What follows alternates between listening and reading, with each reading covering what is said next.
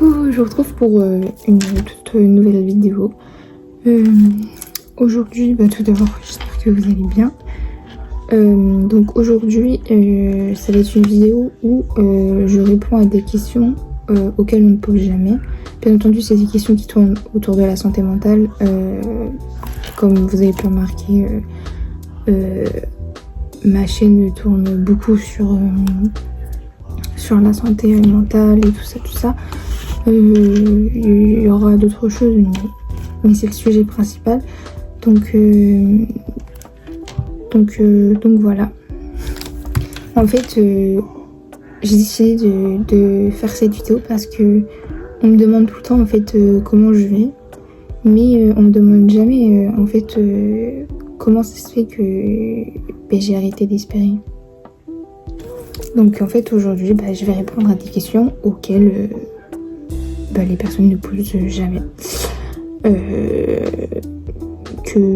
les personnes en fait évitent tout simplement de poser parce que c'est des questions qui sont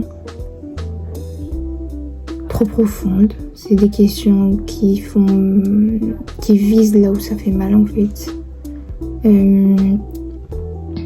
Des questions qui font réfléchir. Des questions où en fait c'est vraiment profond pour juste avoir une conversation banale en fait. Donc la première question c'est qu'est-ce que tu fais quand personne ne te regarde? Quand personne ne me regarde, quand je suis toute seule et tout, je peux être enfin moi-même, ne plus jouer un rôle, on va dire. Je peux enlever le masque que je porte quand je suis avec des gens. Le masque qu'on met pour essayer de faire paraître que tout va bien. On est beaucoup à l'utiliser ce masque malheureusement. Puis je me mets dans ma bulle. Je vais être énormément dans la lune. Je vais penser à plein de choses, me poser plein de questions. Enfin voilà, je vais vraiment me mettre dans mon univers, on va dire. Quand as-tu cessé de croire en quelque chose que tu espérais fort? J'ai cessé de croire que j'allais définitivement guérir. Parce qu'en fait, il y a sur certains points, ça va mieux. Il y a de l'amélioration, je vois du changement. Mais sur d'autres points, j'en vois pas. Je vois aucune amélioration, aucun changement, même après pratiquement 5 ans. Parce que je m'estime de ne pas être comme tout le monde, de ne pas avoir une vie normale. Après on va dire ouais, il faut pas être comme tout le monde, qu'est-ce que la normalité? Mais en fait, je pense que ceux qui vivent la même chose comprennent ce que je veux dire en fait, mais je sais pas en fait, je me sens pas du tout à l'aise avec les gens, à l'aise avec moi-même.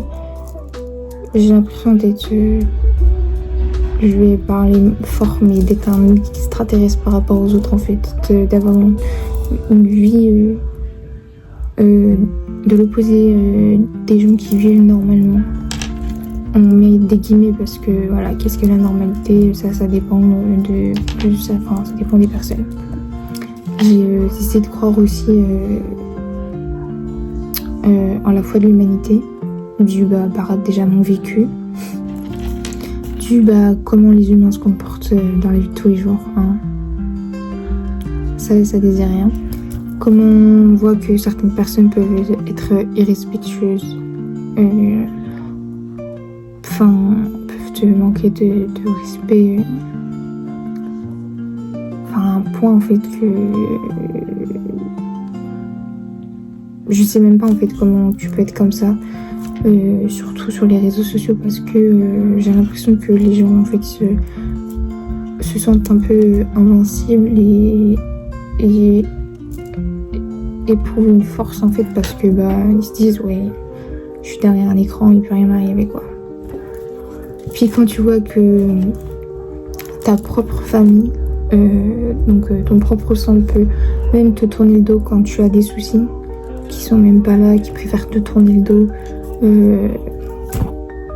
En fait, ça fait perdre foi en l'humanité très clairement. Et puis on parle même pas des soi-disant amis qui sont là quand tout va bien et tout ça. Et puis quand ça va pas, il n'y a plus personne. Qu'est-ce que tu dis à personne mais que tu aimerais qu'on devine? J'ai envie de dire que des fois je suis fatiguée d'exister même si je souris. Que c'est pas parce que je laisse paraître que je vais bien que c'est réellement le cas. Que c'est pas parce que devant vous je vous montre pas que ça va pas, que je pleure pas devant vous, que je fais pas de cris d'angoisse devant vous, que je vous dis pas que ça va pas, que tout va bien et que je vais mieux en fait. Qu'au fond je souffre énormément mais je veux pas le montrer, je veux pas le dire parce que j'ai pas envie de déranger, j'ai pas envie d'attiser de la pitié des gens. Puis j'ai pas envie qu'ils pensent que je suis quelqu'un de faible. Aussi. Si tu pouvais parler à ton toi d'enfant, tu lui dirais quoi? Je lui dirais que tout ce qui lui ressemble en fait c'est légitime. Qu'elle va passer de dures épreuves dans la vie. Que de nombreuses fois elle va vouloir abandonner, elle va vouloir baisser les bras. Mais qu'il faut absolument pas qu'elle le fasse et qu'il faut qu'elle s'accroche. Absolument. Que dans sa vie il va y avoir des hauts, des bas. Ça va être dur. Mais ça va la faire devenir plus forte et que mentalement ça va la forger. Et puis je dirais aussi qu'elle mérite de vivre une belle vie et que malgré tout ce qu'elle aura vécu, elle connaîtra quand même le bonheur. Tu pardonnes facilement, mais est-ce que tu t'es déjà pardonné à toi-même? Sincèrement, non. Je ressens énormément de rancœur, énormément de haine envers moi, envers la personne que je suis. Je n'accepte pas qui je suis, comment je suis. Je me déteste que ce soit intérieurement ou extérieurement. Je m'en demande beaucoup trop. En fait, je veux brûler énormément les étapes. Alors que au final, souvent, je finis par échouer. Et c'est ce qui fait que, en fait, à la fin, je m'en veux énormément. Et je finis par me dire, en fait, que je suis juste quelqu'un d'incapable et que je suis nulle. Je me dis aussi que, encore une fois, que je suis pas comme tout le monde, quoi. Je ressens pas les choses comme les gens, je vis pas comme les gens, je rentre pas dans des cases, en fait, j'ai envie de dire. Tout ce que j'ai vécu dans mon passé et même encore aujourd'hui, puis en fait, je me remets toute la faute dessus. Alors que en aucun cas c'est ma faute, mais pour moi c'est le cas, c'est ma faute. Alors que j'y suis pour absolument rien du tout et que je fais de mon mieux pour m'en sortir tous les jours. Même si c'est petit à petit. Est-ce que tu te sens comprise dans la vie? Alors, je dirais oui et non. J'ai quand même du soutien de certaines personnes. J'ai quand même du soutien de certaines personnes. J'ai quand même un suivi psychologique. Donc il y a quand même une partie de moi où je me sens comprise, où je me sens soutenue. Mais il y a une autre partie de moi qui...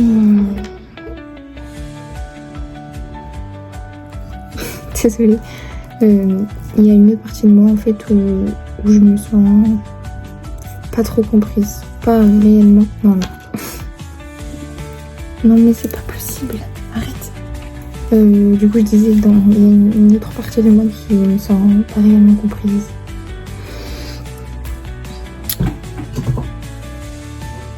Pas comprise à 100% en fait, je veux dire.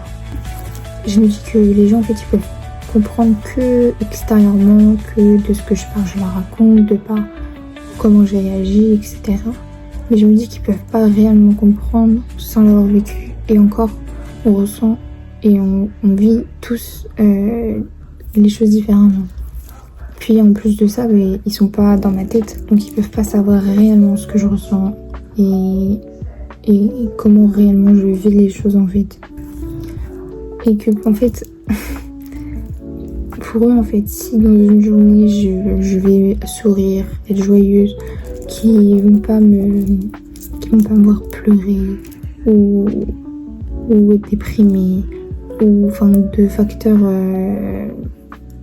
négatifs en fait pour eux, ils vont dire bah là elle est bien, elle va mieux. Enfin, je sais pas si vous comprenez. Pour eux c'est ça en fait.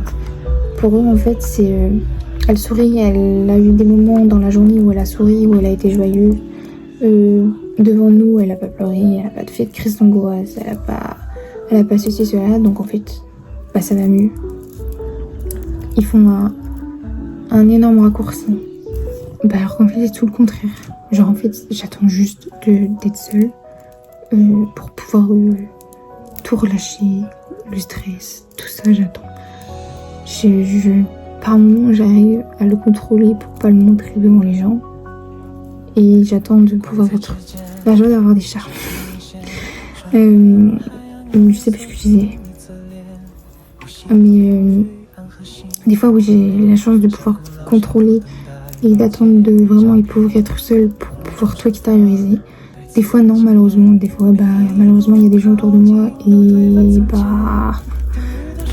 ça sort, hein. Mais sachez que cette phrase elle m'énerve énormément. On me l'a beaucoup sortie et je peux plus l'entendre cette phrase. Vraiment, quand on me la sort, j'ai une haine en moi qui monte. Genre vraiment, les raccourcis comme ça, genre tu souris, t'es joyeuse, on t'a pas vu pleurer, etc. Donc c'est que tu vas mieux. Non, pas du tout. En fait, pas du tout. À quel moment tu t'es sentie vivante pour de vrai? Mais là, c'est pas difficile. C'est les moments où je suis avec mon copain.